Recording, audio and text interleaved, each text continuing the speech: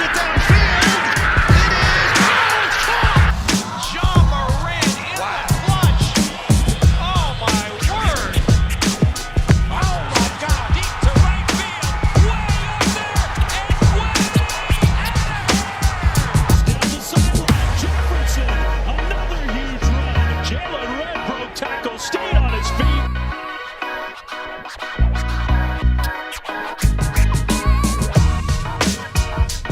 What's happening, everybody? Hope you all had a great weekend. Welcome back to a new week of Blake's Take, where I give you my take on local and national sports from the Willamette Valley and beyond. You know the rundown. So let's get into the great sports action. Lots went down this weekend, so let's get right into it and start chipping away at it with the NFL Championship Sunday this past weekend in the NFL. And boy, oh boy, were they some exciting games. I picked some winners, I picked some losers. So let's see how these games played out, starting off with the NFC Championship showdown between the two of the game's best, in Tom Brady and Aaron Rodgers. And the Bucks kicked off things, Brady and the Bucks kicked things off on the opening drive with a touchdown lob to Mike Evans to take the early lead. Rodgers would come back, though, and throw one on the money to Marquise Valdes-Scantling, who broke out down the sideline and walked in for the score. Leonard Fournette then rolled into the second, plowing over defenders on his way, spinning around to the pylon and diving over the goal line for the key touchdown in this game. Then Brady and the Bucks had a chance for a big play at the end of the half with just 10 seconds left, and that is just what Brady did with a Hail Mary down the sideline where Scotty Miller would haul it in for the immaculate touchdown to really build up momentum for the second half. That momentum from the incredible pass carried over into the second half, where Brady would connect with a wide open Cameron Brate in the second in the back of the end zone for the touchdown to really pull away in this game. Rodgers finally got the hope back in Packers fans' hearts with the throw over the middle to Robert Tonyan for the much-needed touchdown. The Packers finished off the quarter with an incredible game-changing quick slant touchdown to Davante Adams to put this game within 4 after being down 18 at the start of this quarter. Rodgers would then drive all the way down to the 8-yard line with a little over 2 minutes remaining in the game, where Rodgers had a pretty solid lane to run, but instead he threw it into double-covered Davante Adams, where it was batted down. I think he should have ran it and taken that advantage of that opportunity, but they didn't. And the Pack would settle for a field goal and decide and try and let their defense give them one more chance and try and stop the ultimate incredible Tom Brady. Unfortunately for the backers, that chance never came, with Tyler Johnson getting the PI call for the first, which gave the Bucks the win. So Tom Brady is headed to his 10th Super Bowl, the most all-time by any player, and he will try and lead the Bucks to a Super Bowl victory in their home stadium against their opponent, who we're going to dive into next. Tom Brady just solidified any doubters, any haters of Belichick. Oh, Brady and Belichick, they got that connection. Belichick has been helping Brady through his connections and through his ability to coach and the play offense, but all of that was wiped away and showed not necessarily Coach Belichick being bad, but GM Belichick being not the greatest, with Brady using pieces like Amendola and Edelman. I'm not saying they're not great receivers, but Brady turned them into great receivers through his use of his incredible athleticism and incredible keen awareness on the field, and Brady taking the weapons that he was given with Mike Evans, Godwin, and now all the other receivers, even Antonio Brown, who didn't even play in this game. Brady is just doing wonderful, incredible things and solidified any doubters that he is the greatest to ever do it. Joe Montana led his team to an AFC championship after 4-0 Super Bowl wins. He led the Chiefs to an AFC championship, but he didn't get to the Super Bowl. Tom Brady took that a step further, and that solidified the GOAT status. On to our next game with the 1-2 showdown with the Bills and the Chiefs battling it out for the AFC championship and a ticket to play Tom Brady down in his home stadium. The Bills would actually have a crazy start to this game with a muff on the punt return by Kansas City, which was ultimately knocked around and recovered by the Bills. This set up a dump to Dawson Knox for the early touchdown in this game. Go Bills Mafia right there. Yet Mahomes wasn't worried and came back on the next drive that was capped off with a tight screen to Hardman to redeem himself from the punt muff that he had earlier. Nice there. And then the Chiefs just got everything rolling, and that didn't stop. And when the Chiefs get stuff rolling, they don't stop very quickly. Chiefs would go on to score 21 unanswered points in this quarter after being down 9 going into it. They were now up going into the half, and up 9 and going into the second half. In the second half, the Chiefs let the cheetah run free with a 71-yard monstrous run where he hit a top speed of 20-plus miles per hour on his way inside the 5 where he would finally be brought down.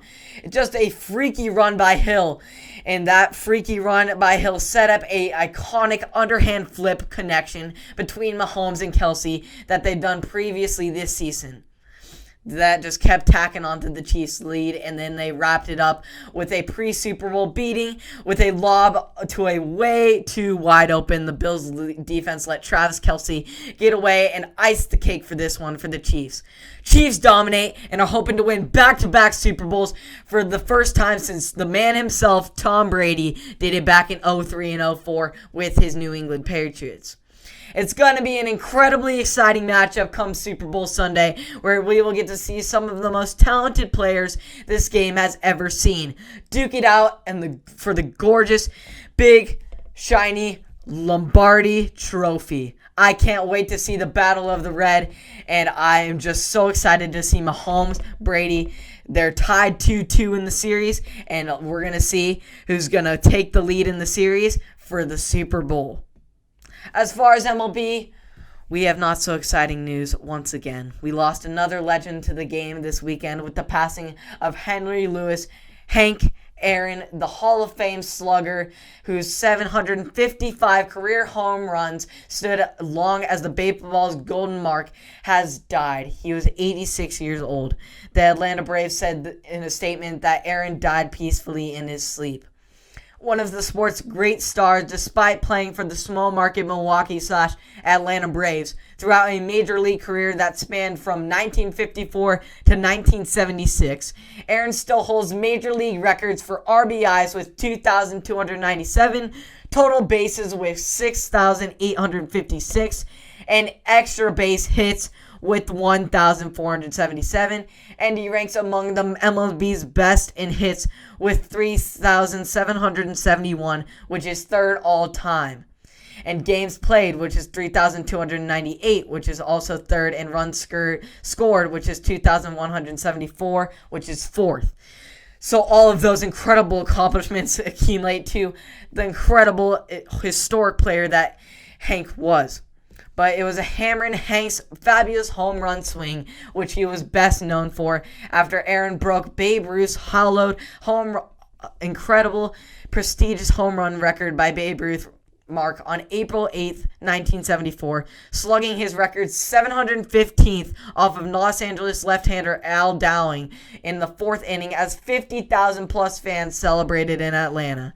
Aaron went on to play 2 more seasons and finished with 755 career home runs, a mark that stood as the major league record until Barry Bonds broke it in 2007. Despite allegations that Bond used for performance-enhancing drugs, Aaron never regarded someone eclipsing his mark. His confirmation refrain, more than 3 decades as the king was long enough, it was time for someone else to hold the record. Bonds released a statement stating that I was lucky enough to spend time with Hank on several occasions during my career, and I've always had the deepest respect and admiration for all that he did on and off the field. He is an icon, a legend, a true hero to so many who will forever be missed. So, Rest in peace to Hank Aaron. I'm so glad he was taken away in his sleep. It is unfortunate for the sports world to lose a legend by him, but at least the time we know had came. And just an incredible career, all he did for baseball, all the records that he has set, which I'm sure will stay in those record books for decades upon centuries to come. As far as UFC, boy oh boy, UFC 257 went down Saturday night. McGregor, Poirier, and what a stunning fight it was. The rematch between Dustin Poirier and Conor McGregor. Poirier was not the same man that he was when McGregor knocked him out in that 2014 featherweight meeting. Poirier proved that to be true in the rematch on Fight Island when he survived early blitzes from McGregor to score a shocking upset victory by a second-round knockout. The leg kick attack was a constant through the round and a half of action, with Poirier never deviating from the plan. Stuck to his game plan when McGregor landed and rocked Poirier's head back. Poirier would reset, immediately look to land the thudding kicks to McGregor's calf. Once McGregor seemed to have trouble moving effectively, Poirier keyed in and amped up his volume punching, which ultimately knocked McGregor out. Poirier's confidence shone through the early moments of the fight, while McGregor was effective in his offense.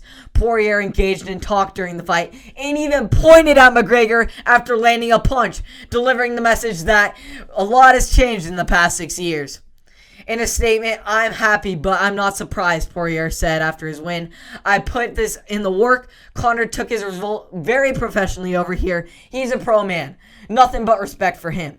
We're 1-1. Maybe we'll have to do it again. I'm just happy in the place I am right now. I'm happy with the man I see in the mirror. This fight is great. The win is great. Since lightweight champion Khabib Nurmagomedov announced his retirement after the victory over Justin Gaethje at UFC 254 in October, UFC President Dana White has insisted he believes the champ will return for the one final fight. White claimed that someone would have to do something truly impressive to get him to return to the octagon. Poirier certainly impressed, as did Michael Chandler in his knockout of Dan Hooker in the co-main event, and it would be hard to ask for more than a knockout for the biggest star in the game in McGregor. Poirier has already lost to Nurmagomedov once in a fight where he held the interim lightweight title. "I felt like this was a title fight," Poirier said. "If Khabib's not coming back, me and Conor are the two best guys, and I'm the champion." So there you go, Khabib. You get your impression by Poirier. He knocked out one of the best and most notorious people in the game in McGregor. I know he hasn't fought in 2 years, but he's still knocking out a big name like that. I think you got to come back, Khabib, and I'm so excited to the new UFC lightweight action that we're going to see. It's going to be some good fights, and I can't wait to see more fights from McGregor and Poirier and hopefully Khabib this year. As far as local sports, the Beavs get their second straight victory, great victory, this time against their local rival, the Ducks, who were ranked 21 in the country coming into this game. The Beavs get their biggest win of the season so far with their 75-64 victory over the Ducks that really established their presence in the Pac-12 once again. Ethan Thompson scored 19 points and Warith Alatsi had 14 points and 16 rebounds, where Jared Lucas added 13 points, and the Beavers going 8 for 5 and 4 for 3 and 4-3 in Pac-12, improving their record. And they also had 42 out-rebounding the Ducks 42-23 to get their third straight victory. Thompson, a senior guard, joined Gary Payton last night as the only players in school history with at least 1,400 points and 400 assists. He was 3 from 11 from the field, but made 12 of 14 free throws and scored 14 points in the second half. Oregon State sits 7th in the Pac-12, but are just one game out from 4th. "We have come a long way over these past 3 games, Thompson said. "From the start of the season where we were losing close games or getting up in games and not being able to finish them out, this team has matured and come a long way. And yes, they have. They have come such a long way with getting the key piece starters together for a dominant performance with lots of ball movement. These starters got it done. We got 3 starters to score in double digits. That is the key to the game.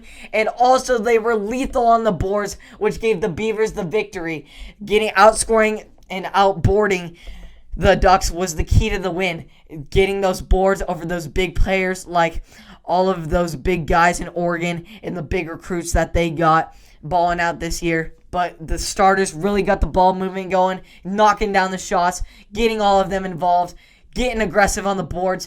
The Bees are finally getting their mentality and their team chemistry together, and I think they're going to be such a great team if they keep this up and keep up what they are doing right now with this game plan. If they can keep that, what they've been doing over the past 3 games, they have the potential to be a top 3 team in the Pac-12. You heard it from me. They have the potential. They took down Oregon. They took down USC. There's nothing that they can't do from now if they keep working and they keep going. Let's go, Bees. You can do this. So thank you for tuning in to another episode of Blake's Take. Hope you enjoyed all the great sports content from this weekend. We're going to have more and more throughout the week. Keep tuning in. Hit the subscribe button to keep updated on all that goes on. And I'll see you all tomorrow. Have a great night.